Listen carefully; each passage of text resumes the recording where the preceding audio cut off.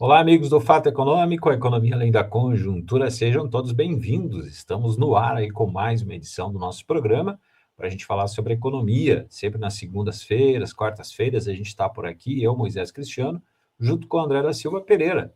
A gente gosta de falar sobre os fatos econômicos, o que está acontecendo aí na economia e também fazer uma análise, né, André? Seja bem-vindo aí, Isso tudo bem? aí. Vamos dar uns pitacos sobre a economia e como é que ela está andando. Isso aí. E a gente começa já com o Boletim Focus. O que o Focus está nos dizendo nessa semana aí? Quais as expectativas? Então vamos lá, Moisés. Vem interessante, assim, muito parecido com o que já vem apresentando desde a semana passada. Mais uma ligeira queda ali da inflação oficial, que é conhecido como IPCA. Ligeira porque eu digo que foi 0,02%. Né? Saiu de 5,20 na semana passada para 5,18, mas você olhando ali as medianas, você vê que ela está caminhando muito lentamente para o teto da meta. Né? A meta a gente sabe que é 3%, o teto da meta é 4,5%.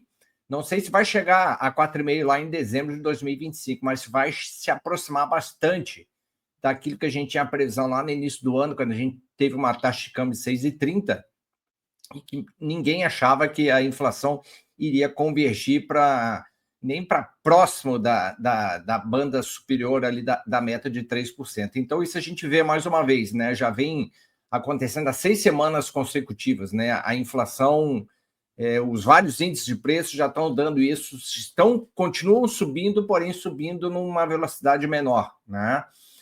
O PIB, mais uma vez, com uma ligeira alta de 2,21 para 2,23, também uma ligeiríssima aumento, né? Mas é mais uma semana aí consecutiva de aumentos, mostra o efeito ainda mais forte da política fiscal do governo, desse incentivo ao consumo, o setor de comércio bombando, o setor de serviço bombando, mercado de trabalho bombando. A gente vê, então, a política fiscal de consumo, né, implementada pelo governo federal, se sobrepõe, né, à política monetária para tentar conter o produto, diminuir esse diferencial do produto efetivo e o produto potencial ali para trazer a inflação mais para baixo, né, mais comportada e evitar pressão sobre os preços, né?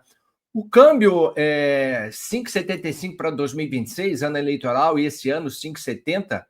Eu acho muito precoce a gente falar do câmbio para esse ano, em função ainda da incerteza que tem sobre as tarifas e as falas do presidente americano. Hoje mesmo ele falou mais uma vez com relação às tarifas e falou com relação a sobrepor uma tarifa de 10% para os países que acompanharem ali as ideias dos BRICS contra a ideia do dólar como moeda preponderante internacional.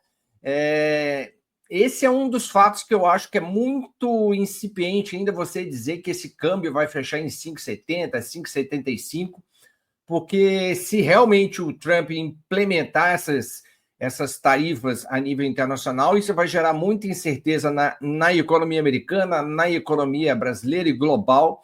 Então, acho que é uma loteria a gente precificar qual será esse câmbio ao longo desse segundo semestre de 2025. E a Selic, né, mantida em 15% esse ano. Se a inflação convergir para, mesmo que seja para cima ali do topo da meta, alguns bancos já dão como ali em dezembro haver uma redução da Selic, eu acho que não. Essa redução da Selic vai realmente vir ali no primeiro trimestre de 2026, até para capitalizar ali no processo eleitoral essa redução de taxa de juros, né? Então, o que a gente vê assim de focos, né, para essa semana é um retrato muito parecido com o que a gente viu na semana passada, né? Que talvez para a semana que vem mude alguma coisa em função dessa fala hoje, segunda-feira, do governo americano com relação a essas novas tarifas, né? Vai taxar o Japão, né? E outros países mais, que parece que não está tendo muita aceitação àquela fala inicial do Trump, que alguns países estavam sentando à mesa para conversar e iam topar fazer esse intercâmbio melhor, né, na visão do presidente americano. Parece que não deu certo. 3 meses depois, parece que a incerteza volta de novo a rondar as economias internacionais e brasileira. Eu gostaria que tu comentasse um pouco sobre um assunto que eu ouvi ao longo da semana aí sobre isso, e eu fiquei me perguntando, e agora? Como que isso impacta ou impactaria até no dólar aqui no Brasil? Não sei se você acompanhou que a dívida dos Estados Unidos tem preocupado os mercados globais, inclusive depois daquele mega pacote do Trump aprovado, né? O mega projeto da lei orçamentária de Donald Trump no Congresso dos Estados Unidos. Ele teve até uma vitória política lá, né? E, em consequência disso, os mercados globais começaram a monitorar as consequências dessa nova legislação. Para se ter uma ideia, hoje, o endividamento norte-americano está em 36,2 trilhões de dólares, ou 196 trilhões de reais. Tu tem uma opinião sobre esse assunto? Tu acha que isso pode, de certa forma, influenciar aí a moeda norte-americana pelo mundo aqui no Brasil? Tu sabe assim, Moisés, eu acho que o efeito da moeda americana é o mesmo efeito com relação ao efeito da política comercial. Tá? Todo mundo sabe há anos que os títulos americanos, os treasuries, são o porto seguro, né, de um ativo, né, a nível internacional. Esse ano, a gente já viu que uma agência de classificação tirou o AAA dos títulos americanos. Né?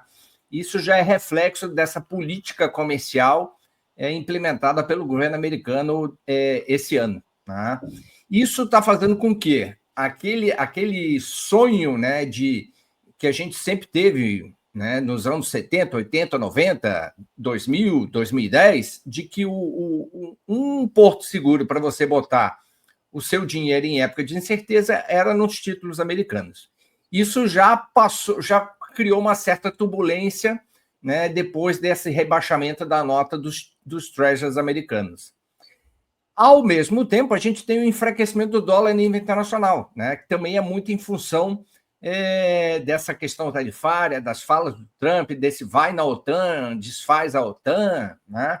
Isso cria incerteza, e essa incerteza que está fazendo com que a moeda americana se torne fraca, né, momentaneamente, frente às moedas internacionais, inclusive a moeda brasileira. Mas eu acho que a partir do momento que o Trump talvez se der conta de que ele tá gerando muita incerteza, muita turbulência na própria economia americana, ele vai, de alguma maneira, ou alguém vai chegar do lado dele e vai falar com ele, pera lá que isso que tu está querendo fazer não está dando certo, vai levar a gente para a bancarrota. Né? Eu acredito que não, pode ser que não nesse ano, mas no caminhar de 2026, a moeda americana volte a ser ali o grande celeiro mundial de investimento a nível internacional. Então tá certo, André. Valeu aí pelas tuas opiniões, né? E a gente vai continuar aí acompanhando, então, os dados, as informações, o que está acontecendo na economia e trazendo aqui essas informações para quem fica ligado aqui no Fato Econômico, a economia além da conjuntura. Então, André, um forte abraço e até a próxima edição. Grande abraço. Fui.